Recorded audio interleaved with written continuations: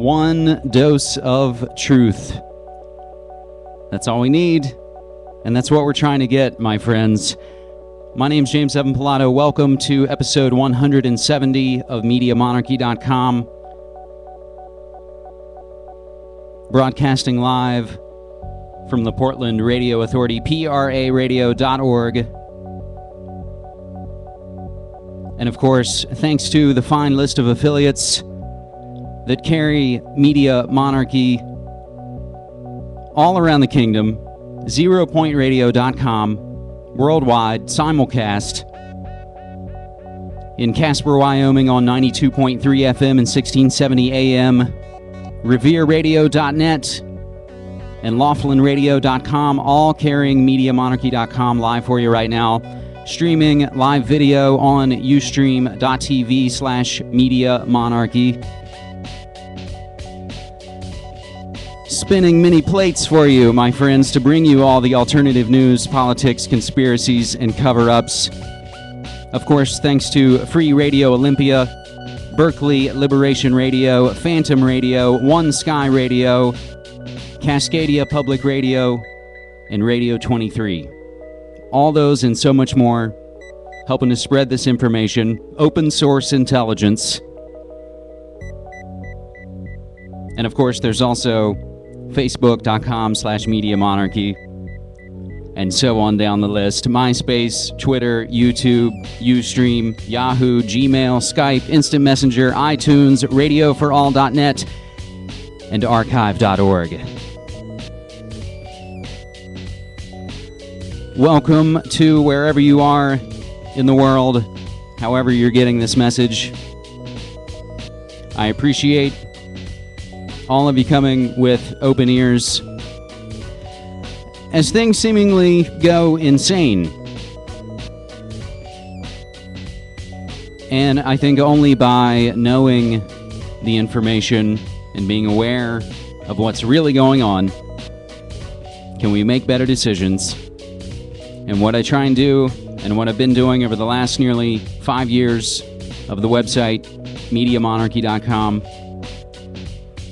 laying out the text and also giving you the context and the subtext that the mainstream media, corporate-controlled media, won't give, don't give, lies by omission. We try and break it down. I don't have all the answers. I'm not the smartest guy in the world.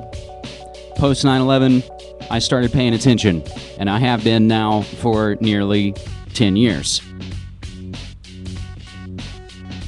Took my radio know-how from college radio back east and put it into alternative news and politics, remixed for you.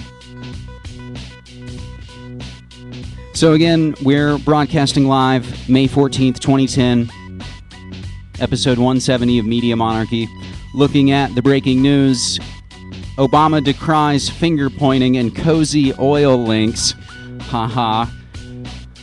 Thai troops firing on red shirt protesters in Bangkok. Odd smells in New Orleans. So much going on, and we'll get into a lot of those stories and so much more. But the way we want to kick off this episode 170, late last night I published a brand new special interview episode for Media Monarchy with Douglas Lane on abundant cities. Now, Doug Lane is actually also right here in Portland, Oregon.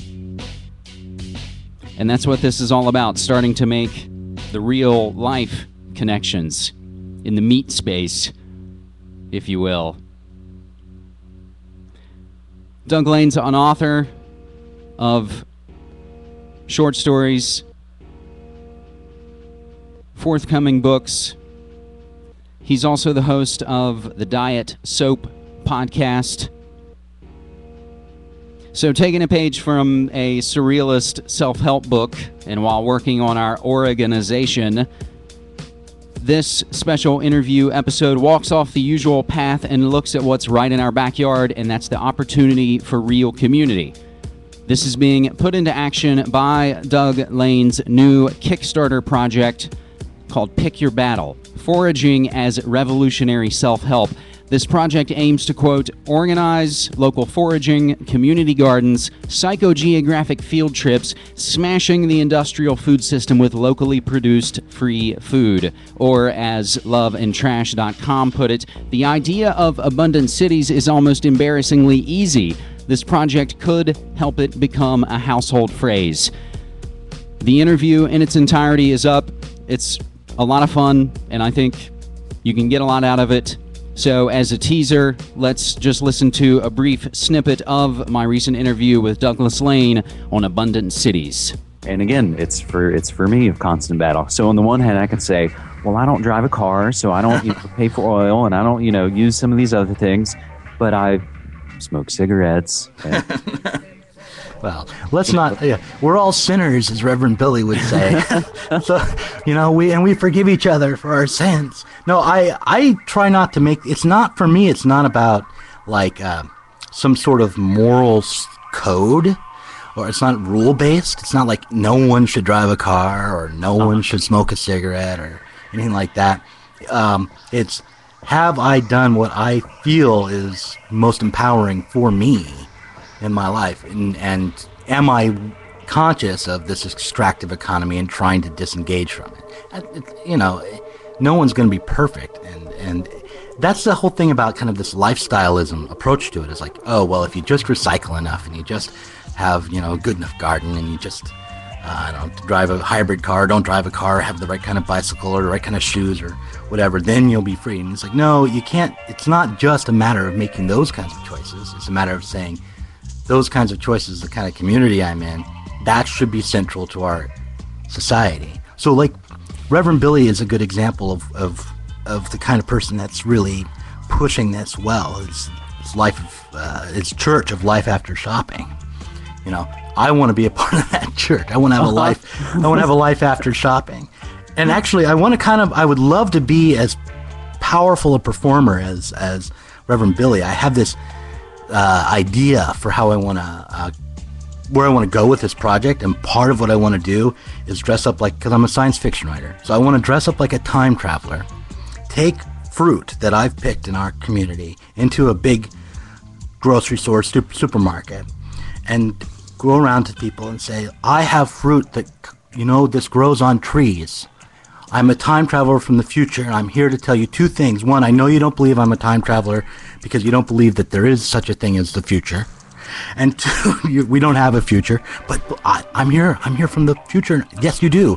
And secondly, food is free. It actually grows on trees. I picked this outside the supermarket and offer it to people, and to kind of push this idea of a free food economy in a creative way. I like that. And I instantly even think it's like most people wouldn't take it because they would think you're a nut or that's poisoned or it's, Right. Yeah, but it would be, and maybe I should get someone who's an actual actor or skilled at this to do it, but I may end up, dressing up like I don't know, like Doc from Back to the Future or something.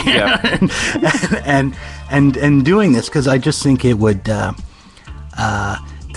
it would break through, to be creative about it, and also to be a little confrontational about it, to say, look, the food that's growing in our communities actually challenges the food economy we're in. These things are opposed to each other. This is not, the way we are getting our food now can't last, isn't good for you, and it's disempowering to you. Mm-hmm.